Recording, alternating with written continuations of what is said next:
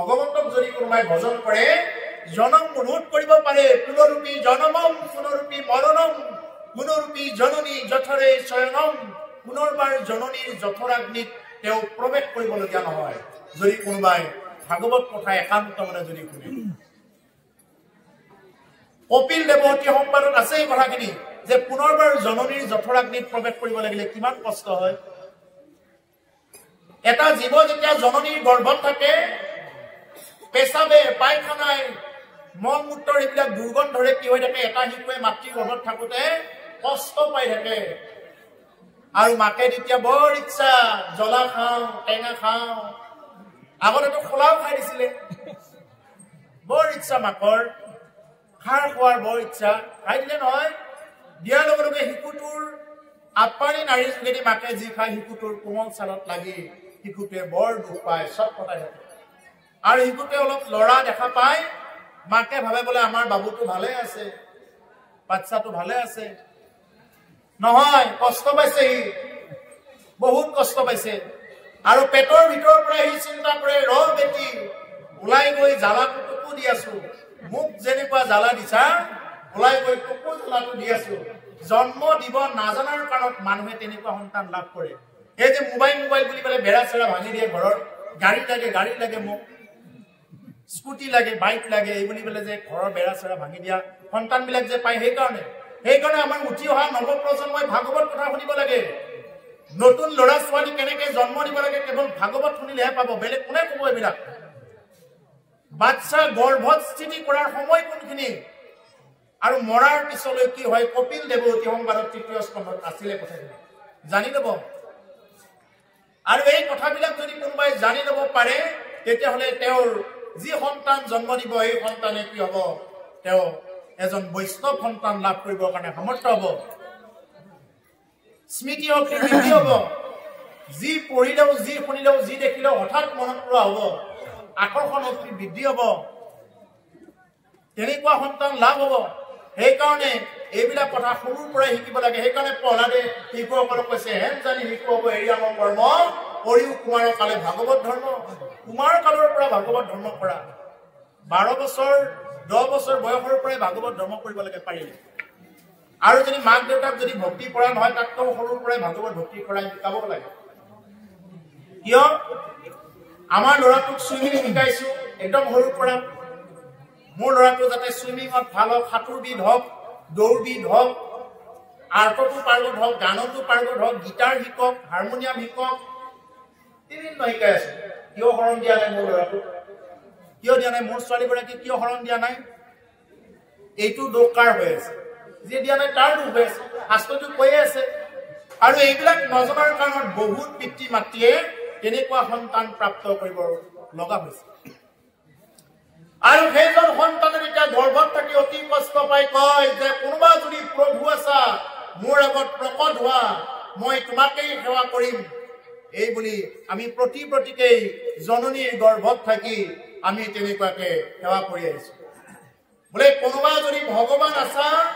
মোৰ আগত প্ৰকট হোৱা মই তোমাকেই সেৱা কৰিম কৃপা কৰা যে প্ৰকট হ'ল বোলে প্ৰভু তোমাকেই সেৱা কৰিম প্ৰকৃতি বায়ুৰ সহায়ত সন্তানক ভূমিষ্ঠ কৰাই দিলে কৰাই দিয়াৰ লগে লগে সন্তানে সেইদিনা কান্দিলে কাহা ক'ত গ'ল মই যে অলপ আগত দেখা পাইছিলো যে এই যে কৃষ্ণক যে দেখা পাইছিলো চতুৰ্ভুজ ৰূপত ক'ত গ'ল এইজন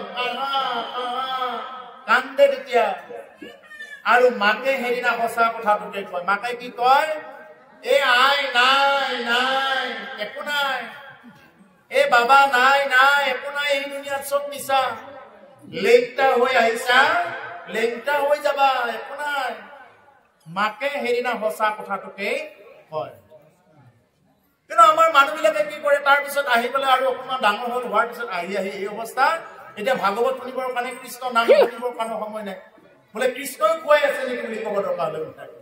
বোলে কৃষ্ণই খুৱাই আছে নেকি কিন্তু জন্ম পাই কি তুমি কাহা বুলি কান্দিছিলা ক'ত গ'ল বুলি কান্দিছা আৰু সেই প্ৰতিশ্ৰুতি পাহৰাৰ বিনিময়ত মানুহে নৰক ভোগ কৰিব লগা হয় তাকে কপিল দেৱ অতি সংবাদত কয় মই আহি আমাৰ বাপজনাক গৃহত কৈছো যদি নৰকৰ বৰ্ণনা শুনিবৰ কাৰণে কাৰোবাৰ যদি সাহস আছে আজি নৰকৰ বৰ্ণনা উলিয়াই ল'ম কিন্তু সেইটো যিহেতু উলিয়াব দিয়া হোৱা নাই গতিকে সেইকাৰণে আজি উলিওৱা নহয় নৰকৰ বৰ্ণনা শুনিবৰ কাৰণে সাহস লাগিব বহুত অদ্ভুত অদ্ভুত বৰ্ণনা দিয়া আছে ভাগৱতত শুনিব কেতিয়াবা নৰক বৰ্ণনা কপিল দেৱ অতি সংবাদতো অলপ আছে নি আৰু অনাদি পাতনতো শেষৰ ফালে এই কথাবিলাক আছে যদি কাৰোবাৰ দৰকাৰ বুলি ভাবে শুনিব এই কথাবিলাক ভয় লগা আৰু জীৱনত বহুত পৰিৱৰ্তন হ'ব পাৰিব এইবিলাক কথা শুনিব সেইকাৰণে সেই প্ৰভুসকল আমি যিহেতু তেনেকুৱাকে আহিছো আহি এইখিনি অৱস্থা পাইছো আমি যদি হৰি ভজনা নকৰো আমাৰ এই দেহাটো এনেই গুচি যাব তিনিবাৰে জীৱই মনুষ্য ৰূপ পায় যেনেকুৱাকে জয় বিজয় তিনিবাৰ পাইছে জ্বৰ ঘৰতে তিনিবাৰ পাইছে আমাৰ মানুহবিলাকৰো তিনিবাৰে আৰু তিনিবাৰ এতিয়া কথা হ'ল এতিয়া প্ৰথম দ্বিতীয় নে তৃতীয় আমি নিজেও নাজানো হেন জানি এইটোৱেই শেষ জনম বুলি ভাবি আমি কৃষ্ণ ভগৱতী কৰি যাব লাগে যদি কেতিয়াবা আপোনাৰ অকণমান যদি কৃষ্ণ ভক্তি কৰাৰ যদি অকণমান ধাউতি আহিছে যদি ঈশ্বৰ ভক্তি কৰাৰ কাৰণে অকণমান মন মেলিছে নিশ্চয় বুজিব যে এইটোৱে শেষ জনম আৰু ইয়াতকৈ আৰু জনম নাই গতিকে এই জনমৰ পিছত এই জনমতে আমি গোটেইবিলাক পাপবিলাক আমি নোহোৱা কৰিব লাগিব ডিলিট কৰিব লাগিব যেনেকুৱাকে মোবাইলৰ মেছেজবিলাক ডিলিট কল বুলি মাৰিলে গোটেই ডিলিট হৈ যায় কিন্তু আমাৰ পাপবিলাক তেনেকুৱা নহয় আমাৰ পাপবিলাক কৃষ্ণ এটা পাপ ৰাম এটা পাপ হৰি এটা পাপ নাৰায়ণ আৰু এটা পাপ এনেকুৱাকে কওঁতেহে ডিলিট হৈ গৈ থাকিব এটা এটাকে এই জনমৰ পাপ নহয় কিন্তু কোটি কোটি জনমৰ পাপ আছে আমাৰ সঞ্চয় হৈ আছে এইবিলাক পাপ আমাৰ এতিয়া কোনোবাই ভাবিব পাৰে মইতো ইমান পাপ কৰা নহয় আপুনি বাঘ হওঁতে পাপ কৰিছিলে নহয় সিংহ হওঁতে পাপ কৰিছিলে সাপ হওঁতে পাপ কৰিছিলে ভেকুলী হওঁতে পাপ কৰিছিলে এতিয়া কোনোবাই প্ৰশ্ন কৰে মোক বোলে সিংহটোৱে যে মাংস খায় তাৰ পাপ নালাগিব নেকি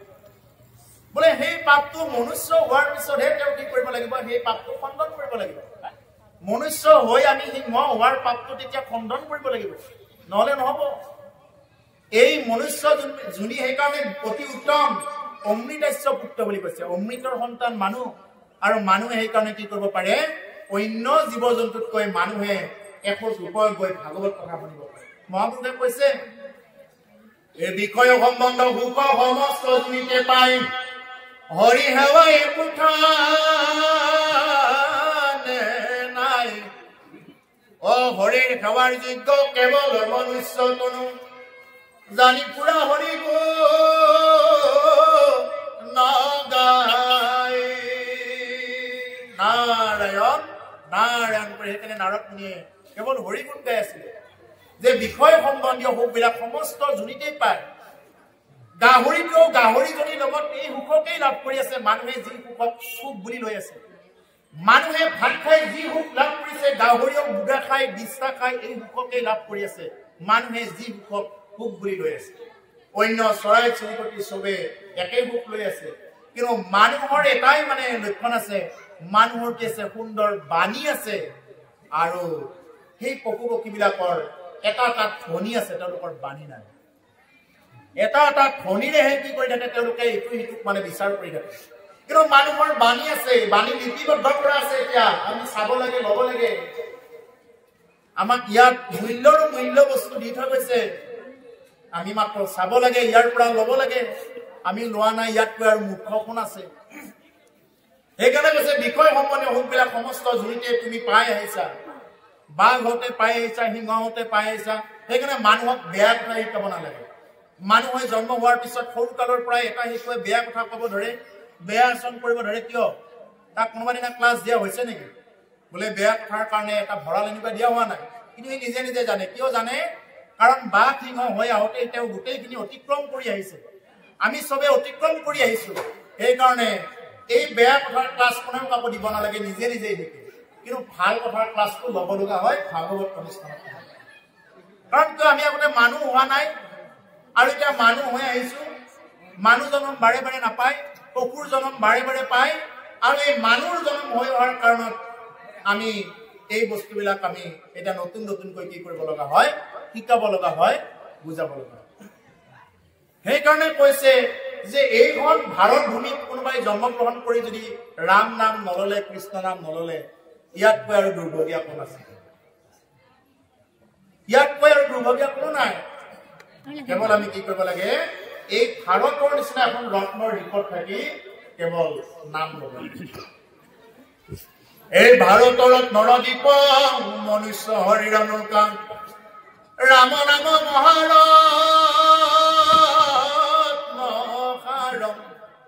হেনয় বাণিজ্য পাই যিটো জনে নকৰাই আতপৰে দুখী নাই ভাৰত হল ৰত্নৰ দ্বীপ এই মনুষ্য শৰীৰে হল নৌকা যাৰ যিমান ইচ্ছা আছে সিমান নাম লোৱাৰ বাহিৰে আৰু বেলেগ একো গতিয়েই নাই এই সমস্ত কাহিনীৰ আধাৰত মূলতে হল কেৱল নাম বস্তু কৰিব এতিয়া নিমি নৱ সিদ্ধ সংবাদেই হওক কপিল দেৱহতী সংবাদেই হওক কৃষ্ণ উদ্ধৱ সংবাদেই হওক তোমাৰ অম্বৰীশৰ উপাখ্যানে হওক তাৰ মূলতে হল কেৱল নাম আৰু নাম ল'বই লাগিব আমি ইয়াৰ পৰা মংগললৈ যদি যাব লগা হয় কি লাগিব এইটো পিছলা ধনটো লাগিব গাড়ীত তেল ভৰাব লাগিব তাতে কিবা খাব লাগিব এই পিছলা ধনটো ক'ত লাগে বিষয় সংসাৰত লাগে কিন্তু আমাৰ ইয়াৰ পৰা যেতিয়া নেকি এটা জীৱ যেতিয়া উদ্ধৰমুখী হ'ব লগা হয় তেতিয়া সেই ধন লাগিব কি ধন নাম ধন লাগিব তেতিয়া আৰু বেলেগ ধনেৰে কাম নহয় এইবিলাক হিচাপ কৰা ধন তেতিয়া লগত নাযায় সেইকাৰণে যে ভাৰত ৰত্নৰ দ্বীপ মনুষ্য হৰিণকা ৰাম নাম মহাৰত্ন ৰাম নামেই মহাৰত্ন সাৰ বস্তু সমস্ত কাহিনীৰ আধাৰত মূল হল নামেই হল মূল আৰু নাম যদি কোনোবাই নলয় যিমান শাস্ত্ৰ ভাগৱতৰ কথা জানক একো কাম নাই একো ফল নধৰে যদি কোনোবাই নাম উচ্চাৰণ নকৰে নাম জপ যদি নকৰে প্ৰত্যেকটো সময়ত যদি নামমুখী হৈ নাথাকে আৰু যদি তেওঁ যদি একো নাজানে একো কথা নাই একো নাজানে শাস্ত্ৰ ভাগৱত একো পঢ়িবও নাজানে কিন্তু তেওঁ কেৱল ৰাম নাম লৈ আছে তেওঁ কিন্তু সব জানাতকৈ বহুত ওপৰত তেওঁ কাৰণ তেওঁ নাম লৈ আছে নামী হৈছে কাৰণ তেওঁ নাম ধন প্ৰাপ্ত কৰিছে আমাৰ ইয়াৰ পৰা যেতিয়া এটা জীৱ যেতিয়া বৈকুণ্ঠলৈ যাব লাগিব তেতিয়া কি কৰিব লাগিব তেওঁ এই নাম ধনে ল'ব লাগিব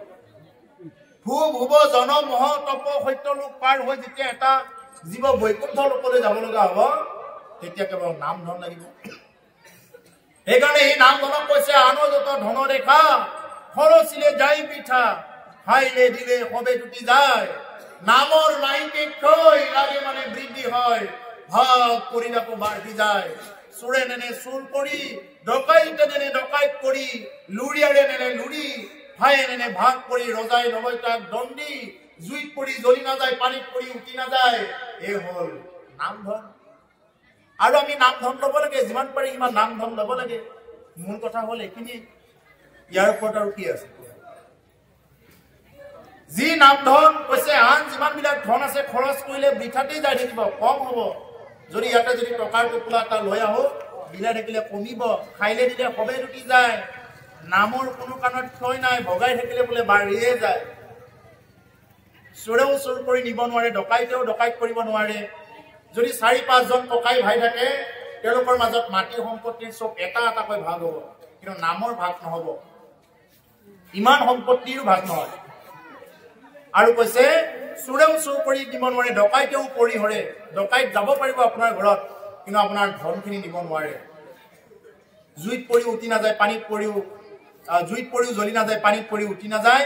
ৰজাই তাৰ ওপৰত কৰ পাতল টেক চাৰি লগাব নোৱাৰে এই হল নাম ধন সেইকাৰণে কৈছে যে যাৰ বৈকুণ্ঠত যাবলৈ মন আছে নামৰ নৌকাত উঠা ও বৈকুণ্ঠত যাবলৈ যাৰ ইচ্ছা আছে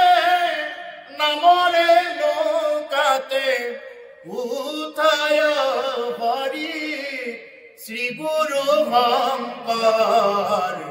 কৰুণাৰ সাগৰ নামৰ পাতিলা খেলা হৰি শ্ৰী গুৰু শংকৰ কৰুণাৰ সাগৰ নামৰ পাতিলা খেলা কৃপালু গুৰু শংকৰদেৱ গুৰুজনাই যি নেকি নামৰ নৌকাখন দিছে বোলে হে কলি নৰলোকসকল আহা এই নৌকাখনত উঠা উঠিতি পৰা নাম লৈ তুমি পাৰ হোৱা আৰু এতিয়াও যদি কোনোবা পাৰ নহয় ইয়াতকৈ আৰু দুৰ্ভগীয়া আৰু কি আছে শংকৰদেৱৰ নিচিনা এগৰাকী গুৰু থকাৰ পিছতো যদি আমি দেখা নাপাওঁ গুৰু লাগে মোক শিক্ষিত শিষ্য জগতক জাননী দিলো জগতৰ গুৰু শ্ৰী শংকৰ ঘৰতে হম ধৰাই দিছিল গুৰু লাগে লাগে বুলি পেলাই মই ঢাপলি মেলি ঘূৰিছো বোলে গুৰু লাগে কিন্তু মই গুৰুৱে চিনি নাপালো শংকৰ গুৰুজনাই ইমান সুন্দৰকৈ যিবিলাক বস্তু দিছে তেওঁৰ সমান দিব পৰা এজন গুৰুৰ নাম কওক এজন ভাৰতবৰ্ষৰ ভিতৰত এজন গুৰুৰ নাম কওক তেনেকুৱা যে তেওঁ সমস্ত গীত পদ নাট ভটিমা ৰাগ তাল নামঘৰ আদিৰ পৰা কি দিয়া নাই আৰু সেইকাৰণে তেওঁৰ শিক্ষাগুৰুৱে কৈ থৈ গৈছে এটা কথা যদি কোনোবাই শংকৰদেৱক সাধাৰণ মানুহ বুলি তুচ্ছ তাচ্ছিল্য কৰে চন্দ্ৰ সূৰ্য থাকে মানে তেওঁ ৰৌ তৰকত নিকাৰ ভঞ্জিব লাগিব যদি কোনোবাই শংকৰদেৱক ইমানখিনি বস্তু দিয়াৰ পিছতো যদি তুচ্ছ জ্ঞান কৰে আৰু সেইকাৰণে হে প্ৰভুসকল যে এই দাহী নগাৰ যি এই আপোনালোকৰ নামঘৰৰ এই মজিয়াতে কি আছে ভগৱন্ত প্ৰক্ৰিয়াত বিদ্যমান হৈ আছে আমি ইয়াতে ল'ব লাগে ইয়াৰ পৰা আমি বেলেগত যাব দৰকাৰ নাই হৃদয় ঈশ্বৰ আছে তাকে নুসুমৰা বিদুৰ তীৰ্থক লাগি কেনে যতন কৰা তুমি বিদেশৰ আঁতৰ তীৰ্থক লাগি যতন কৰি আছা তোমাৰ হৃদয়তে ঈশ্বৰ আছে তাকে নুসুমৰা গতিকে সেইকাৰণে যে আমাৰ নামঘৰৰ দুৱাৰ মুখতে ভগৱন্ত পুৰুষ আছে আমি তেওঁক বিচাৰি আহিব লাগে আৰু ইয়াতে আমি পাই যাম ও প্ৰকৃত ধৰ্ম বিচাৰি খুচাৰি হে বিদেশে বগালো দুখে ও নিজৰ দেশৰ নিৰ্মল ধৰ্ম নামঘৰ দুৱাৰ মুখে গুৰু শংকৰ প্ৰেম বুলি জগতেই ঘূৰিলো ঘৰতে আছিলে প্ৰেম ধনে ধনে কৰি ঢাপলি মেলিলো ইয়াতে পৰমে ধনে গুৰু শংকৰ আমি গংগা যমুনা স্নানিবৰ কাৰণে গৈ আছো বোলে মোৰ ইয়াতে দাহী নামঘৰতে আছে ইয়াতে ভগৱন্ত পুৰুষ কিয় বিচাৰিব লাগে আগতে কি কৰিছিলে পহলাদে ভক্তি কৰিছে নিজৰ ঠাইত থাকি ধ্ৰুৱই স্তুতি কৰিছে ভগৱন্তক নিজৰ ঠাইত এক ঠাইত আছে সেই ঠাইত একদম ভগৱন্তই নিজে আহি দেখা দিছে আপোনালোকে প্ৰত্যেকে জানে ভগৱন্ত পুৰুষ আহি ধ্ৰুৱক কৈছে বোলে কি বৰ লাগে কোৱা বাছা ইন্দ্ৰ আদি ব্ৰহ্মা আদি শিৱ আদি দেৱতাসকলে কি কৰে যি দেৱতা আৰু অসুৰে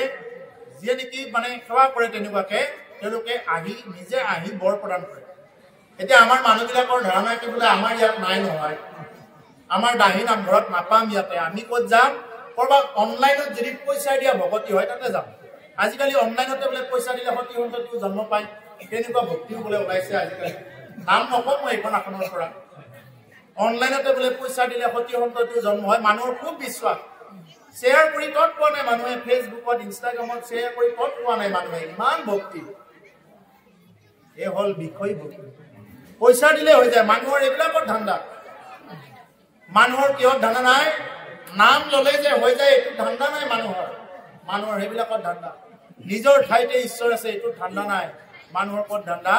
মই বিদেশত গৈ ভক্তি কৰিম আৰু বিদেশত গ'ল ভক্তি কৰিবৰ কাৰণে স্নান কৰিবৰ কাৰণে গ'ল গৈ সাগৰৰ পাৰে পাৰে মণি মুকুতা পটকি আছে এইবিলাক বিচাৰি ফুৰিব গৈ তাতে নাম ধন নলয় মণি মুকুতা শামুকৰ বালা বোলে আমাৰ নাতিনীটোলৈ কিবাকে ল'ব পাৰিলে এইবাৰ আমি জগন্নাথপুৰীত গ'লো এইবাৰ আমি এটা অঞ্চলৰ পৰা তেনেকে গ'লো জগন্নাথপুৰী গৈ জগন্নাথপুৰীত যোৱাৰ পিছত দেখা পাওঁ সাগৰৰ পাৰে পাৰে কেৱল ফটো আৰু কেৱল মানে এইবিলাক শামুক বিচাৰি ফুৰি থাকে আচৰিত কথা জগন্নাথপুৰীত গৈও মানুহে সাগৰৰ মাছ খাবৰ কাৰণে এৰা নাই আচৰিত কথা এবাৰ দৃশ্যাংশ চাই জগন্নাথপুৰী নিচিনা এখন তীৰ্থক্ষেত্ৰত গ'ল এতিয়া কি হ'ব তাত গৈ ৰাইজক দেখাবৰ কাৰণে তেনেকুৱা ভক্তি কৰিব নালাগে আৰু তাতে গৈ কিবা এটা এৰিব লাগে জীৱনৰ কিবা এটা বস্তু এৰিব লাগে পাৰিলে এজনক সুধিলে বোলে আই আপুনি কিনো এৰিলে বোলে তেওঁ ক'লে বোলে মই ভাবিলো কিবা ভাল বস্তু এৰিব নেকি বোলে মই চেনি কল এৰি দিলো বুলি ক'লে বোলে চেনি কলনো কিবা এৰা বস্তু নে বাৰু চেনি কল কিবা এৰা বস্তু পাৰিলে আপুনি আৰু খাওক সঁচা কথা বনাই কোৱা কথা নহয় একে সঁচা কথা মই এইবাৰ গৈ মই মানে সুধিলো কথাখিনি কোনে কোনে কি কি এৰিলে এজনক সুধিলো বোলে বাপ আপুনি কি এৰিলে কি এৰা হ'ল আপোনাৰ তেওঁ ক'লে বোলে মই কচু এৰি দিলো কচুটো এৰি দিলে মই ভাবিলো বোলে কিবা ভাল কচু এৰিলে নেকি কিবা আহু কচু লংকা কচু বুঢ়াডিমা কচু বুলি যিটো কয় সেইবিলাকে নীল কচু এনেকুৱা এৰি দিলে নেকি বোলে কচুৰো কচু বৰাই নোখোৱা কচুটোহে এৰি দিছো বুলি কৈছে বোলে কচুৰো কচু মই বৰাই নোখোৱা কচুটোহে বাদ দিছো বাকী কচু বাদ দিয়া নাই বুলি কৈছে এনেকুৱা যদি ভক্তি কৰিবৰ কাৰণে যায় তীৰ্থ ভ্ৰমণত যায় তেতিয়া হ'ব নেকি তীৰ্থ ভ্ৰমণত গৈ আমি কি কৰিব লাগিব ঈশ্বৰক নাজানে ঠগাম দে এনেকুৱা ভক্তি নহয় ঈশ্বৰৰ ওচৰত ভক্তি কৰিব গ'লে সেইকাৰণে